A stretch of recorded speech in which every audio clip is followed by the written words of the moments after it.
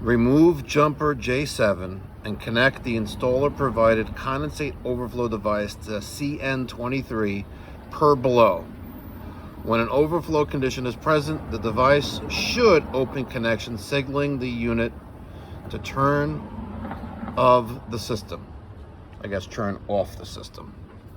This is the ACiQ Extreme Plus ducted air handler service manual. Where the hell is CN23 and J7? What's going on, ladies and gentlemen? Thank you so much for tuning in. It's me, Mikey Pipes. We've been installing the ACiQ Extreme Plus heat pump systems for about 1.5 years now. And when we first started installing them, we had a little bit of a learning curve there. But 1.5 years later, I can honestly say that I love these machines. The fact that they're fully communicating, inverter-driven heat pumps, side discharge, and come in a sleek, modern-looking case, both the air handler and the outdoor unit. There's nothing else that I want to put my name on when I install it in my client's home or place of work. One of the things that stumped us for a while was wiring in a condensate float switch that we normally do for a 24-volt system, but on this fully communicating system that allows us to put in a communicating thermostat or a regular 24-volt thermostat like the Honeywell 9000s or the T10.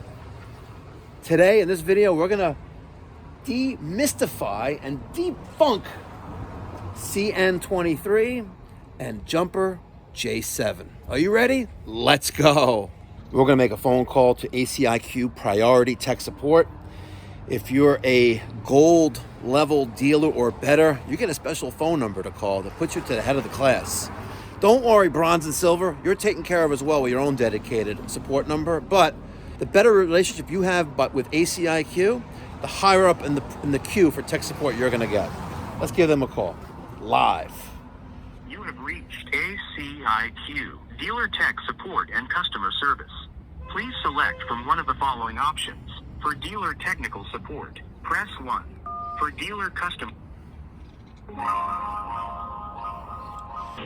You are the next caller in the queue. All of our representatives are currently busy assisting our on-site technicians. Sounds like Jared. Press 1 to request a callback or stay on the line for the next available representative. That does sound like Jared. He's the senior technical support advisor. It's like second in command at Tech Services.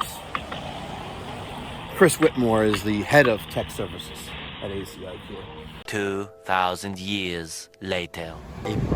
So this terminal between UV LED and alarm is called work. There are 3 terminals there on this group called work, which is CN23. You're going to use that top and that bottom one to wire in your flow switch. But first, on the other side right here, we have a little jumper right there, center of the screen. It looks like a piece of silicone around it. That is jumper J7. All right, you don't have to take the screws out to pull this whole thing out, but you can if you want to. You don't have to remove this plastic piece, but we will just for this demonstration. And right there, dead center of the screen, that is J7. So we're going to pull that out.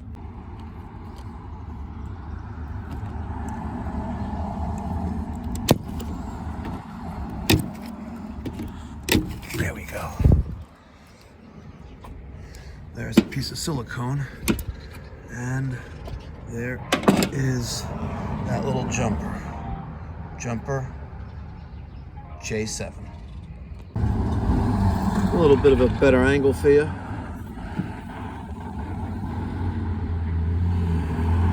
There's J7.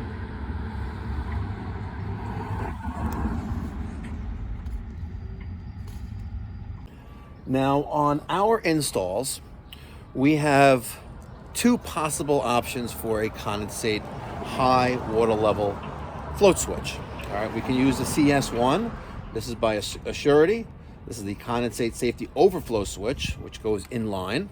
And you also have one that can wire to your secondary tapping on your condensate pan, and that's what this one is. we're gonna wire in the CS1 to the condensate drain at the bottom of this air handler.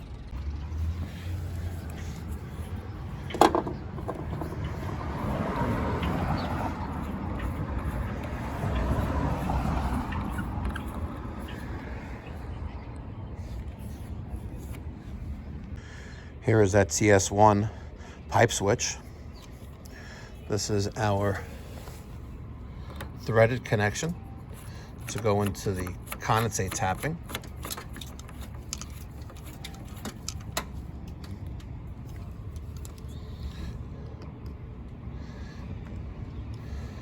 And now this lead, we're going to wire it into the cabinet and wire it to CN23. I have my CS1 condensate float switch connected to the drain outlet. This will go to my trap. I have my wiring secured going up the side of the air handler. I drilled a hole there, and I would have liked to have this not in the way and use a plastic or rubber grommet there, but instead I just took some electric tape and wrapped that wire around there.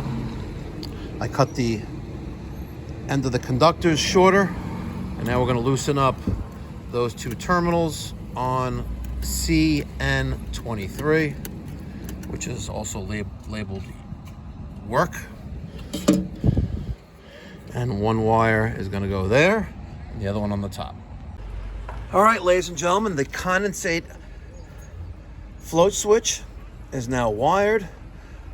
I have it secured along the right-hand side of this air handler, and we're wired to CN23, which is labeled work.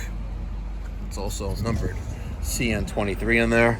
There are 3 terminals on this bank of 3. Make sure you use the 2 furthest ones away. And it doesn't matter if you're using the communicating thermostat or regular 24 volts to communicate to the thermostat and the outdoor unit. It will still shut down the system. It's best if you use the communicating stat, because the homeowner and you as a dealer can get notifications when your system's having a problem. It's really nice. One of the added features of this ACiQ Extreme Plus heat pump side discharge inverter driven system. Beautiful, ultra efficient. Most systems to negative 15 degrees, 100% heat output in heat pump mode, and it goes all the way down to negative 27 degrees. Not too shabby. To learn more information on how to become a dealer, go to aciq.com/Mikey Pipes. Or if you're anywhere in the United States, you want to purchase equipment, go to aciq.com and do a dealer search to find a dealer near you to install this phenomenal, ultra efficient system. Thank you so much for watching. Until next time, be well, God bless, stay safe.